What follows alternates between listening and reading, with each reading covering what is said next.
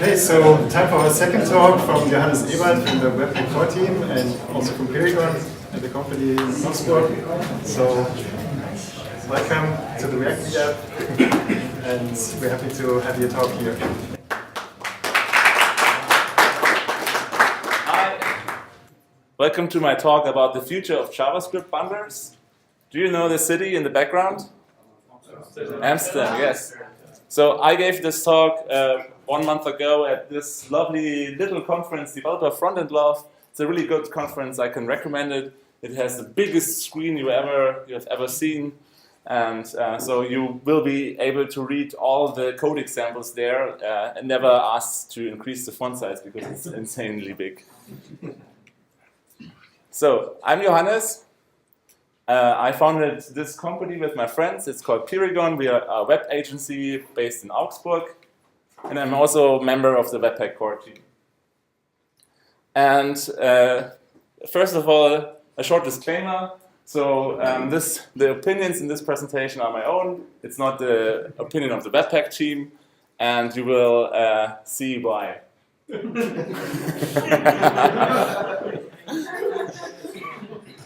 So I'm always asking myself, do we even need JavaScript bundlers? Because let's be honest, there are some problems with JavaScript bundlers. Suddenly the web needs a build step. It used to work without a build step. That was pretty nice. There's also the configuration hell. You have to configure a lot of build tools. And the code you write is not the code that is executed. And then suddenly you need source maps and all that stuff. And essentially you have to deal with problems you didn't have before. And if you take a look at the support of JavaScript modules, you could say, well, the support is quite good. Okay, IE, yeah. But all the other browsers support JavaScript modules, so why is not everyone using JavaScript modules? And it's because of this error. Fail to resolve module specifier, Lodash, whatever. And so the browsers only implemented relative references. So you can't import anything from NPM. And these are called bare module specifiers. So this doesn't work in a browser, in today's browser. And there's also another issue. You can't just omit the file extension because the browser doesn't know if it needs to append JS. So we'll try to load that file. And then the server responds with a 404, and then the browser could try another file. This is what Node.js does, but this wouldn't work for the web, where a request takes for like 200 milliseconds or more. And we don't have package JSON resolving, so you can't have different entry points for a package in the browser. So, okay, we can't use JavaScript modules now because it's not implemented yet, but there are some solutions for it. So the question still remains, do we need JavaScript bundlers in the future? But before we talk about the future of JavaScript bundlers, let's talk about the features or the purpose of JavaScript bundlers today, because that has already changed. So there's the dev experience. So we can finally use JavaScript modules. We didn't have them before. But there are also HTML, CSS, or WASM modules. There are even custom languages like TypeScript or like new JavaScript features. And there's also this nice short feedback loop with hot module replacement. Currently you need bundlers for compatibility reasons. So a bundler takes care to unify the module system. So you don't care if the package is written in AMD, in CommonJS, or ECMAScript modules, it just works. Bundlers also take care of the unified platform. So if a module is written from a person who designed it to be used in Node.js, and it's, for instance, using like the path module or something, Webpack, for instance, will take care of that, that the path module is available. This, by the way, will change with Webpack 5. But this is one of the reasons why people like to use Webpack. And we can also use new language features, and like Webpack and Babel take care of transforming it to an older version. And there's this optimization, like a lot of optimization features So a bundler takes care of optimizing the resource loading. It also adds like techniques for long-term caching, so we can use immutable file names to cache the resource for a really long time. And it also takes care of making the file smaller, like minification and tree shaking. So I'm going to show you some proposals that are currently being discussed, but as a heads up, they are really in very early stages, so take them with a grain of salt. Let's talk about JavaScript modules. Okay, we don't need JavaScript bundlers for that because we already have them. But as I already said, there's this problem of resolving JavaScript modules. So what can we do? I think it boils down to the fact that we should not rely on queued resolving features as Ryan Dell talked about last year on JSConf EU. So we should use file extensions if we import something, because a browser can't do the file resolving. We should use explicit file extensions. I think we should also use the MJS extension for JavaScript modules as soon as ECMAScript modules land in Node.js to create like really compatible modules that can be used in Node.js and the browser. To be clear, the browser doesn't care about the MJS extension, but Node.js does. So if you want to create a module that works in both platforms, you need to use the MJS extension. You should avoid index.js because these are the queued resolving features that Ryan Dahl talked about. Now, I also think that you should avoid module aliases just for ergonomic reasons. And to be clear, these hints are for like NPM packages. If you like to use module aliases in your application and you want to use a bundler anyway, that's fine. Just do that. But if you publish something on NPM, you should not like create module aliases. Like for instance, in Vue, you have this @ sign to point to the current source folder. You shouldn't do that for NPM package. And just use the real path. Wow. But do we really have to give up bare module specifiers? And I will use the abbreviation BMS. Because like there are some advantages. Okay, there are shorter imports for common packages, which is nice. But there's also this indirection at package level. So we have this main browser switch currently. So if you know the npm module isomorphic fetch, it's really nice. You just import it, and you can use fetch on Node.js and in the browser, and in the background it takes care of different implementations because you don't have fetch currently in Node.js. And they also hide the actual file layout of third-party modules, which is also nice. So you just import Lodash, whatever, and they organize their files in the way they want, and you can use it. So to solve that problem, there's this import map specification, which is currently being discussed. And it looks like this. You include in your HTML file something like this, script type import map, and then you list all the bare module specifiers and to which module path the specifier maps to. Now, of course, this is not something that you would like to maintain. I think in the future, NPM could take care of that. So this is not something that you need to write by hand, but it can be handy if you need to change some imports. And this is also quite similar to how require.js solved the same problem. And the good thing is there's an intent to implement that from the Blink team. Okay, let's talk about HTML, CSS, and WASM modules. What about these? So in Webpack, it's pretty common to import a CSS file or an HTML file. You just need to configure the correct loader for that. So there's currently this HTML modules proposal, and it's a replacement for HTML imports. So if you've seen web components, you've probably seen that there's this HTML imports that only Chrome implemented. And that's because browser vendors didn't agree on how these HTML imports should work. So there's this new proposal that looks like this. You can have an HTML file, and you can put whatever you like into that, and then you can import it here, and it returns a document, and then you can run a selector to grab the template.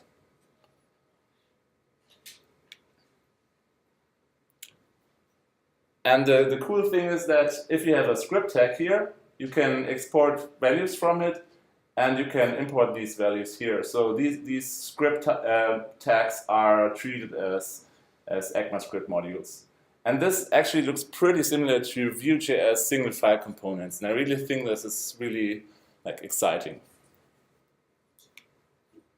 And the cool thing is there's an intent to implement that from the Edge team. So there's real implementation interest here. Then there's the CSS modules proposal. And it looks like this. So you can import a CSS file and get a constructible style sheet. This is another proposal which is currently being discussed. And you could even maybe import class names. But there's a lot of discussion currently going on, so please take that with a grain of salt. But at least there's interest to implement it. And of course, there's also discussion about JSON modules. And finally, there's also a discussion about ECMAScript module, about WASM integration into JavaScript. So the goal is, currently if you want to use WebAssembly, you need to do something like this. You need to fetch the WebAssembly file, and then you configure the imports, and then you call instantiate streaming, and then you get your WebAssembly module. This is something that currently Webpack takes care of, but there's interest to turn this imperative API into something like this, into a declarative API. And one of the missing pieces here is, for instance, async module evaluation, and this is linked to top level await. So if you see any discussions going on for top level await, and if we get that, this is also probably going to happen. The current challenge is that we need to allow cyclic dependencies between non-JavaScript modules. So here we have a cyclic dependency that goes through a WASM module, and this is really challenging to get that right, but there's a solution for it. But there's probably no solution to get something like this. So you couldn't have a WASM module that depends on JS that depends on a WASM module.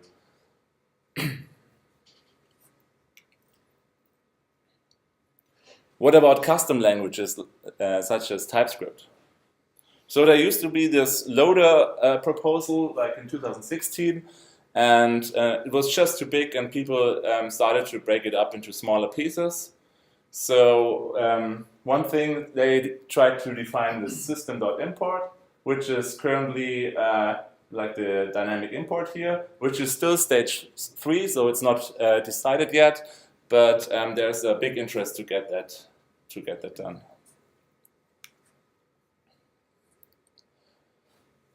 So, how good could we get other files into JavaScript modules? So there's this one proposal, asset references, where you import an asset like this, and it gives you a kind of a symbol. You can't really, you can't directly do something with it, but you can pass it to other APIs, for instance the create object URL API, and it turns the symbol into something useful.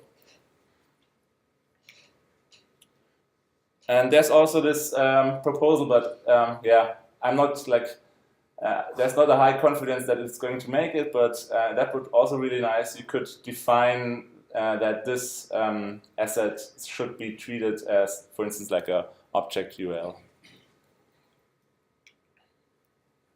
The advantages of these proposals is that there is no out-of-band configuration of loaders. With out-of-band configuration, I mean a separate, a Webpack config that configures how modules should be loaded. The modules itself, they determine how they want to import a dependency. And this would also encourage custom language support for NPM modules. So you don't need, the application doesn't need to configure how to consume the modules. The dependency or the module itself would define how to consume a dependency. So finally, sharing front-end components would probably become easier on NPM.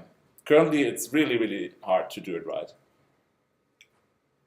And I think this is one step closer to zero config.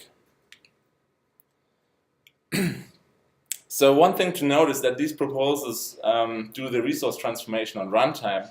And this is probably not what you would like to have. So in order to get fast for production, you would probably want to move this transformation to build time. And this is possibly if the transformation is statically analyzable.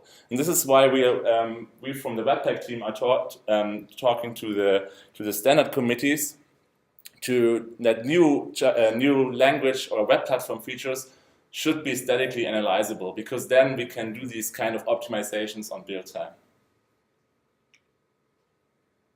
But as I said, this is kind of hard to standardize, because bundlers, Node.js, and browsers, they all have to agree on a common standard, and we all have very different requirements.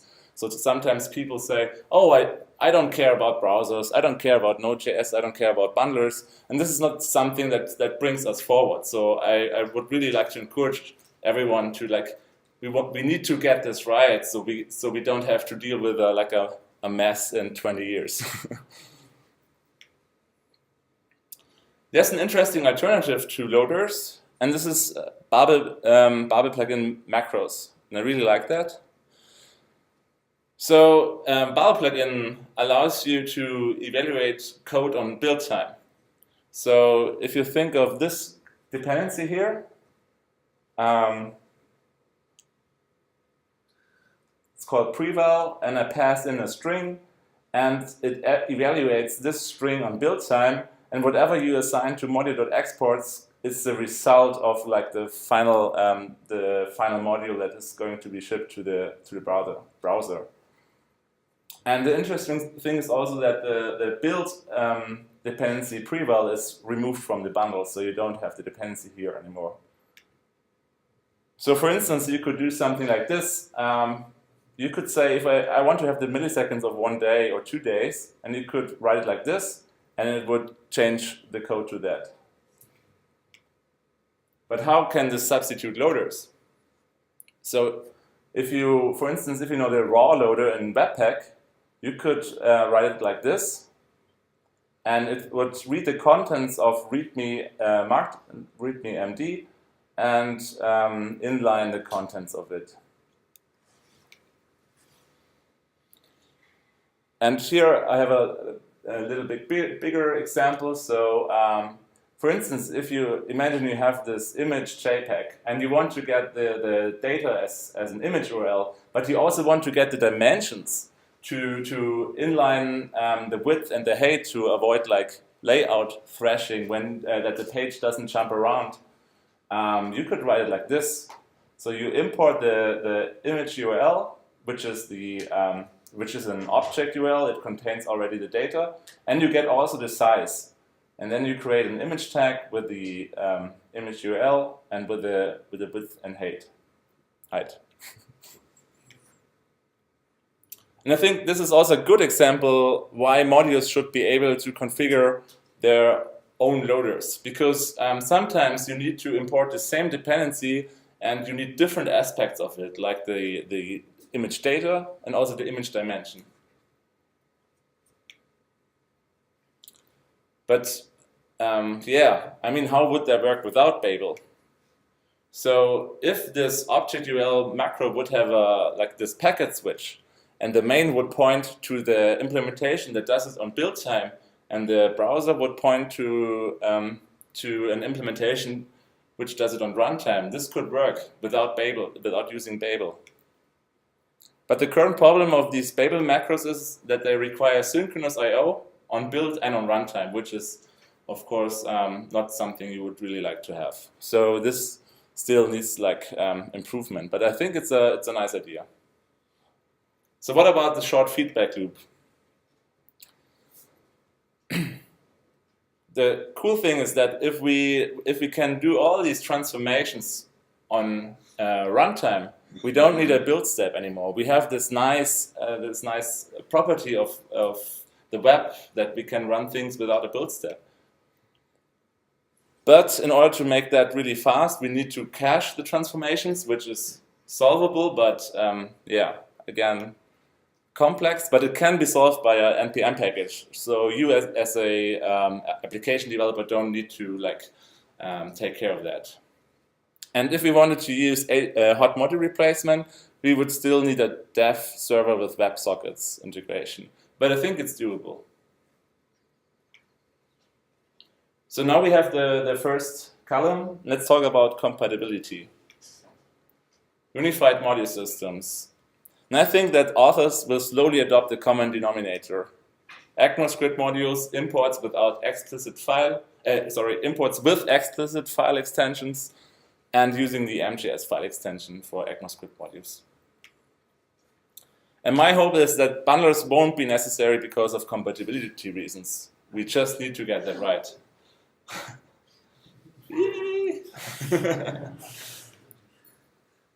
What about the unified platform? And my hope is that platform-independent APIs will converge someday. So I think that a good example is the URL constructor. Today you can use the URL constructor in the browser and in Node.js. And that's because parsing URLs is not something that is really platform-dependent. You can define an API and just implement it in Node and in the browser. And that's something that people did. So that's really cool. The bad example for me is Fetch. So currently Fetch only works in the browser, and Node.js people are, some of the Node.js people are like, they don't want to have it because like there's also this underlying stream object, and it's a big change in the Node.js ecosystem. But I think we should get Fetch, because then we can like write code that fetches stuff from the internet and it works. Hopefully.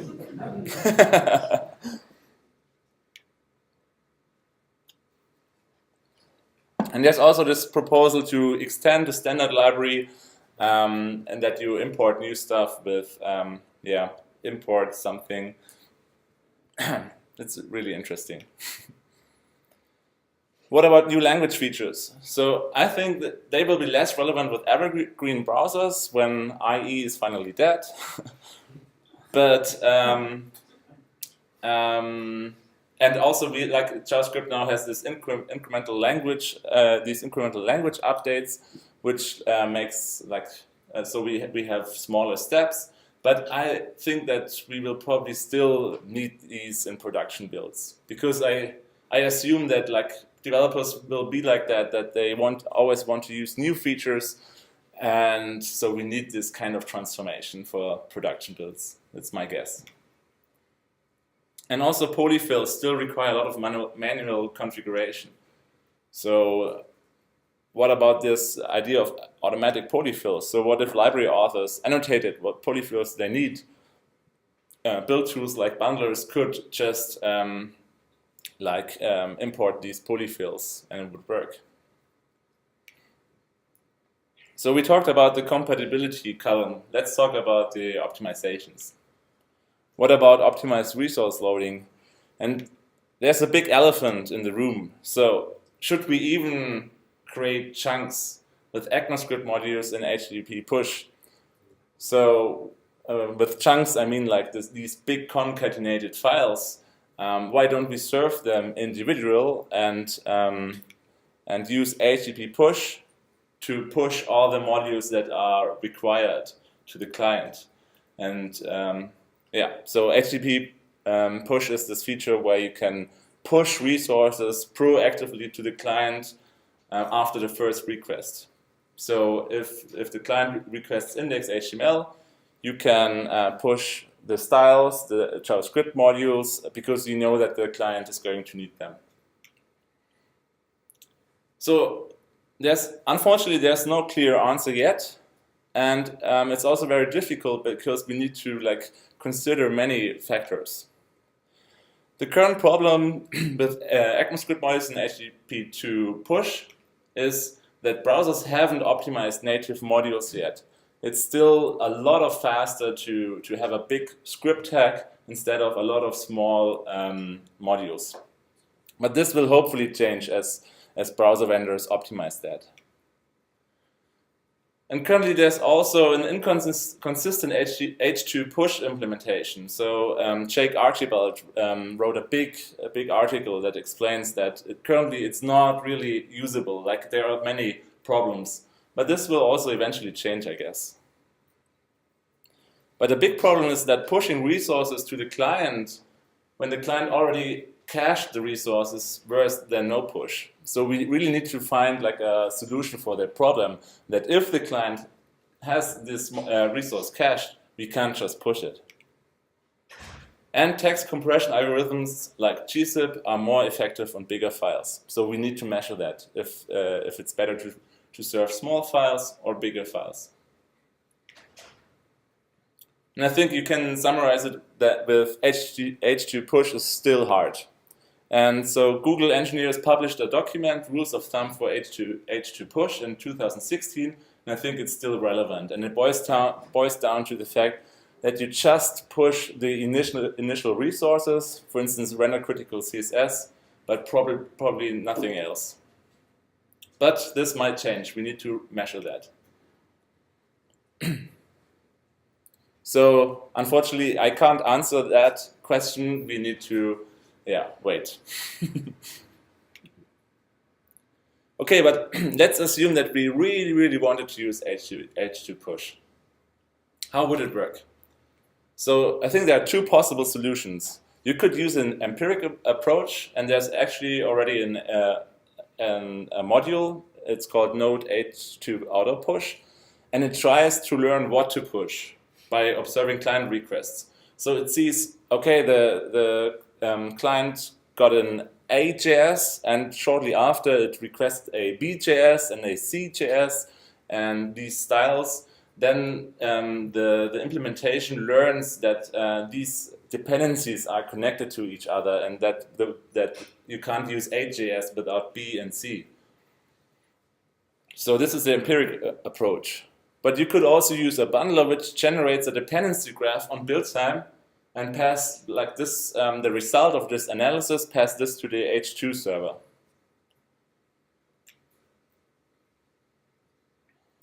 But creating a dependency graph is not the only performance optimization a bundler can do. But the current problem is that if you currently want to get the best performance, it requires a lot of configuration. The solution for that is that we can give more data to the bundler so it can perform automated decisions. So for instance, there is one data source, static analysis. And we are already using that to a certain degree. So what we could do is we could add resource hints automatically, for instance, like pre-connect for all hosts that have been parsed from the source code. So if we see that, for instance, example.com, Peerigon.com, another site.com are somehow like mentioned in the source code, we can add these pre-connect links to the header. We already have this Webpack prefetch true. It's a magic comment you put in the import statement. It has been implemented with Webpack 4.6, and Webpack will add this prefetch link element to the header automatically. So you can prefetch that dependency when the browser is currently in idle mode. But we could do that for other resources, for instance, for render critical fonts. This is not something that is implemented yet, but we could do it. But the problem is that these manual hints can get outdated over time. So there's this second data source. We can use automated critical render path tests.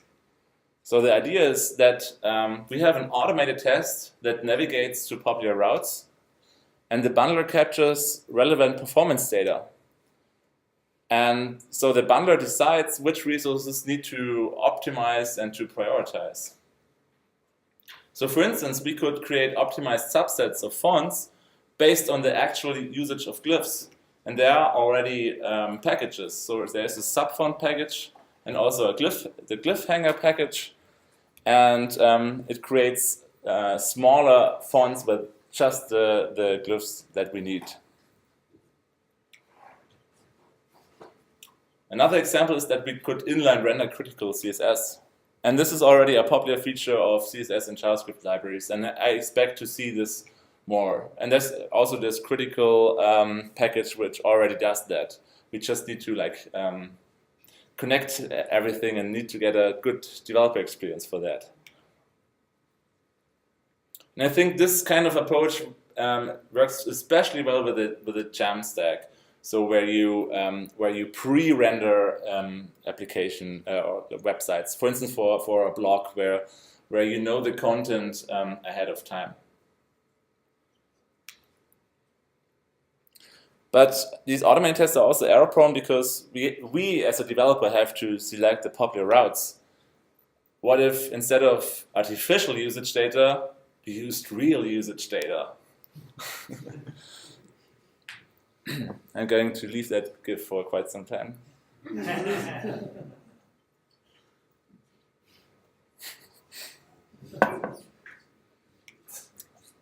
And that's the third data source, so analytics.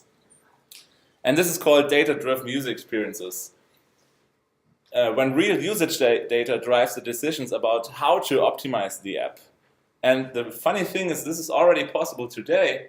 There's this Guest.js library that Google developers announced at the last Google I/O. And it uses real usage data from Google Analytics, of course, to decide which chunk to prefetch next. So if users go to the About page all the time for whatever reason, it's going to prefetch that. But it also uses probabilities combined with the effective type, for instance, to avoid overfetching. So we don't want to prefetch stuff on mobile networks, which can be expensive for users. And there's a Webpack plugin, so you can already use that today. What about long-term caching? And I think calculating these content hashes and updating URLs will always require a bundler because this is not something you want to do as a developer. And there's another problem. Sorry. And this is kind of complicated. So let's start with the example. It's easier. So imagine you have this module here, and you include the content hash in the file name so that you can cache it for a very long time.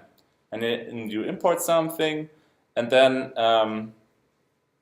you import this module here, and it has another content hash.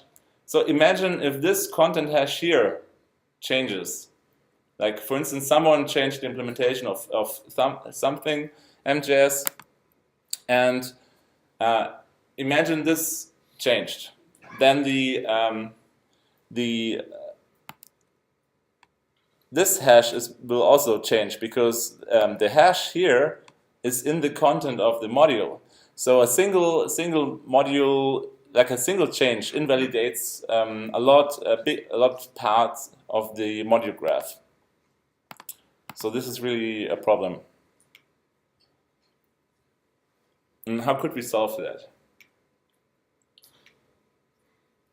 So a possible solution to that problem is that we don't use hashes in import paths, but remap the imports via import maps.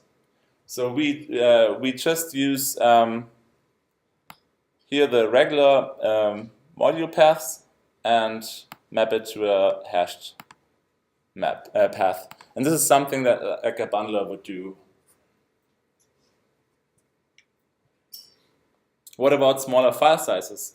And I think these optimizations are still necessary even if you decide to use ECMAScript modules in production. So we should do tree shaking. So for instance, if you import Lodash and you're only using one method, we need to get rid of all the other methods because you're not using them. This is called tree shaking. We should also remove code that's clearly visible that's not used. Of course, you can also enforce that with ESLint, but I think there are subtle parts where code can be removed and you don't know it. And we should also do minification. So we should get rid of all the all the letters that we don't need, like white space and long variable names. You don't need them. And we should also compress the assets. And I think these are this is the reason why you will always have a build step for high-performance websites. So my conclusion is that bundlers were invented to use Node.js modules in the web, but this has changed. Today we use bundlers for a lot of reasons, like dev experience, compatibility, and optimizations. So to answer that question, will we still need bundlers in the future? We need to take a look of what will be solvable in the future and what not. So I created this chart here. And I think for JS modules, we won't need bundlers. For HTML, CSS, and WASM modules, we probably don't need bundlers, but it depends on if the committees will agree on a good standard. I think for custom languages, we will probably always need bundlers, at least in production, to, for instance, turn TypeScript into JavaScript, or Elm or whatever into JavaScript. And for the short feedback loop, we probably don't need bundlers. For unified module systems, I hope that we don't need bundlers. For the unified platform, I also hope, but that depends on if people can agree on a unified API. And for new language features, we will probably always need bundlers for production. And you can see that the whole optimization column here, I think that we are going to need like a build tool, something that optimizes our code for production. And this is because bundlers can do stuff on build time that would otherwise need to be done on runtime. And this is something that won't change if we add new features to the web platform. We can do some stuff on build time, and you would otherwise do it on runtime at the user's computer, and this is always going to be slow. But I think the scope of bundlers will probably change. So my vision is that I think bundlers shouldn't be necessary because of compatibility reasons. I think they shouldn't be necessary to allow us to write the code the way we want it. I think the web platform should allow that. And they should only be necessary to make our apps fast. And in order to make that happen without configuration overhead, we need to give bundlers more insights into our application via static analysis. So this is why new web platform features need to be statically analyzable via automated critical render path tests and via real usage data. Thank you.